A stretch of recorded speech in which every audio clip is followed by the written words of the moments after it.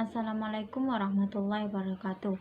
Pada video kali ini saya akan mempresentasikan mengenai pembuatan seng atau zinc. Namun sebelum itu, perkenalkan, nama saya Mufidatus Sania, kelas 12 KA1, absen 20. Unsur zinc merupakan unsur yang memiliki lambang Zn. Zinc juga disebut dengan seng. Zinc termasuk dalam golongan 2B dan pada periode keempat, dan termasuk logam transisi yang memiliki massa atom 65,39 dan nomor atom 30.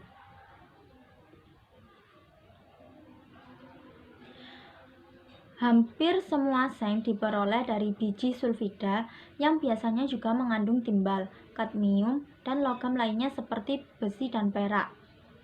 Biji yang paling sering digunakan adalah swalerit, juga dikenal sebagai seng blend atau ZNS.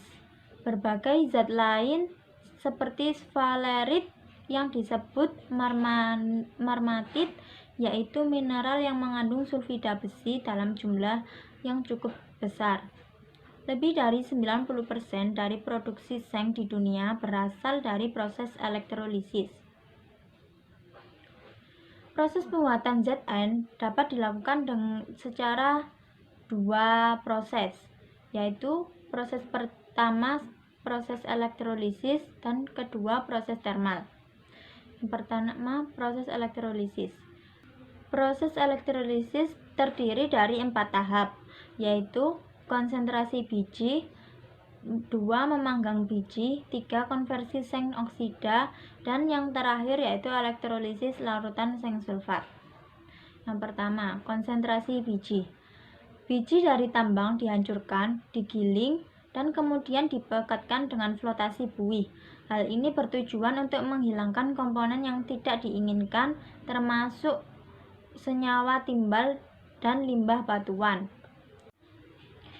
Yang kedua yaitu memanggang biji.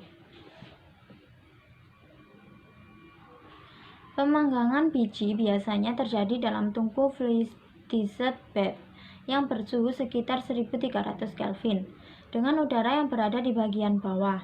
Reaksi paling penting adalah konversi seng sulfida untuk zinc oksida, yaitu 2 ZnS direaksikan dengan 3O2 menghasilkan 2 ZnO plus 2 SO2. Namun, setiap besi sulfida yang ada dalam biji akan dikonversi menjadi besi 3 oksida yang bereaksi dengan seng oksida untuk membentuk seng ferit. Berikut reaksinya. Fe2O3 bereaksi dengan ZnO menghasilkan ZnO Fe2O3. Yang ketiga yaitu konversi seng oksida. Oksida seng mentah dicuci dengan elektrolit yang banyak mengandung asam sulfat untuk melarutkan oksida dan mengembalikan konsentrasi seng sulfat dalam larutan elektrolit. Reaksi utama yang terjadi adalah ZnO bereaksi dengan H2SO4 membentuk ZnSO4 plus H2O. Beberapa oksida seng hadir dengan besi 3 oksida dalam bentuk zinc ferit. Beberapa variasi pada proses pencucian digunakan untuk memisahkan seng dari kotoran. Sebagian besar menggunakan kondisi asam panas untuk menghasilkan campuran seng dan besi 3 sulfat, diikuti dengan penghilangan besi 3 sulfat. Gambar tersebut yaitu merupakan skema proses pencucian seng oksida.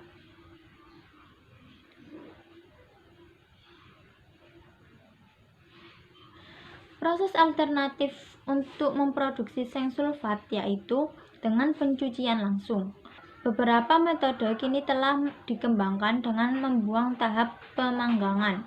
Untuk mendapatkan seng sulfat langsung dari biji seng sulfida terkonsentrasi, satu proses yang dikembangkan di Kanada mampu mendapatkan kembali 99% seng dalam biji. Dengan menggunakan tekanan lebih dari 10 atmosfer dan suhu 420 Kelvin, kehadiran zat besi dalam konsentrat biji penting dalam metode ini, karena sebagian bertanggung jawab untuk konversi seng sulfida untuk seng sulfat. Besi 2 sulfat teroksidasi menjadi besi 3 sulfat dengan kondisi asam panas. Hal ini kemudian mengoksidasi seng sulfida menjadi seng sulfat dan tereduksi kembali menjadi besi 2 sulfat. Seng sulfida juga bereaksi dengan asam sulfat pada kondisi ini. Berikut reaksinya. ZnS bereaksi dengan H2SO4 dan bereaksi dengan setengah O2 menghasilkan ZnSO4 plus H2O plus S. Tahap selanjutnya yaitu elektrolisis larutan seng sulfat. Tahap terakhir memerlukan pemurnian seng dengan elektrolisis dari larutan seng sulfat. Seng dibebaskan khusus di katoda. Setiap 24-72 jam, seng meninggalkan elektroda, meleleh dan dibuang ke dalam ingot. Logam ini setidaknya 99,96% murni. Pada anoda dihasilkan oksigen. Asam sulfat dibuat ulang dan dicampur dengan biji segar. Reaksinya yaitu 4OH- menghasilkan 2H2O plus O2 plus 4 elektron. Hal ini dimungkinkan untuk membuat seng kemurnian sangat tinggi, yaitu berkisar 99,995% murni, dengan menyesuaikan kondisi elektrolisis seperti suhu dan kerapatan arus. Logam kemurnian ini diperlukan untuk paduan percetakan logam yang mengandung aluminium, magnesium, dan tembaga.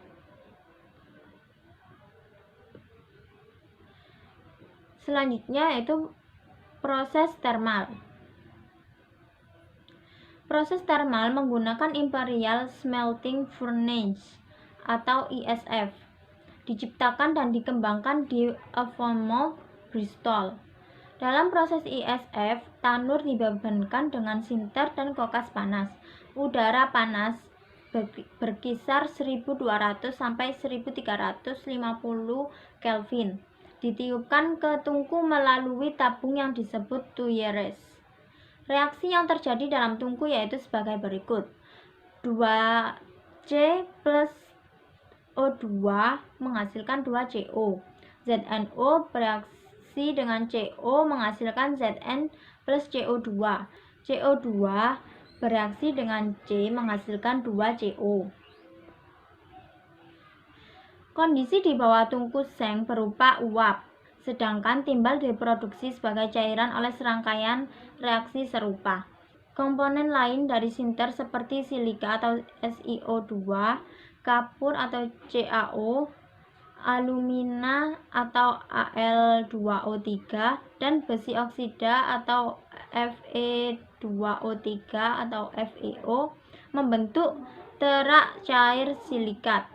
Ini disadap dari perapian tungku bersamaan dengan timbal dan kemudian dipisahkan dalam wadah yang disebut Voorhees.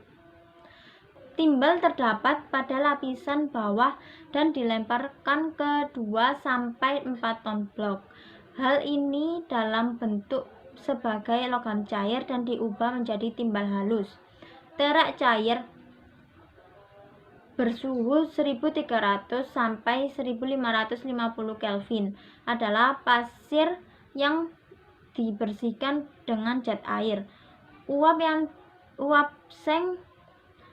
seng dibawa ke kondensor dalam aliran karbon monoksida dan gas karbon dioksida sekitar 1300 Kelvin dan didinginkan dengan absorpsi semprotan timbal cair. Penyemprotan percikan kondensor timbal menggunakan serangkaian rotor. Hasil dari campuran timbal atau seng dipompa dari kondensor dengan suhu sekitar 830 Kelvin dan didinginkan menggunakan pendingin air rendaman berpendingin dengan suhu sekitar 710 Kelvin. Campuran timah atau seng melewati ke dalam bak pemisah di mana seng mengapung ke permukaan dan timbal kembali ke kondenser melalui underflow. Zinc melewati sebuah bendungan meluap dan disadap dan dibawa kepada refinery seng atau daerah casting. Seng ISF dari tungku mengandung sekitar 1-1,3%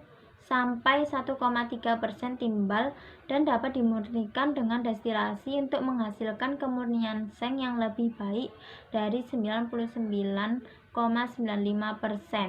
Logam kadmium dan logam berharga lainnya juga dapat diambil dalam proses pemurnian. Sekian yang dapat saya sampaikan. Apabila ada kesalahan ucap atau salah kata, mohon maaf sebesar-besarnya. Terima kasih atas perhatiannya. Assalamualaikum warahmatullahi wabarakatuh.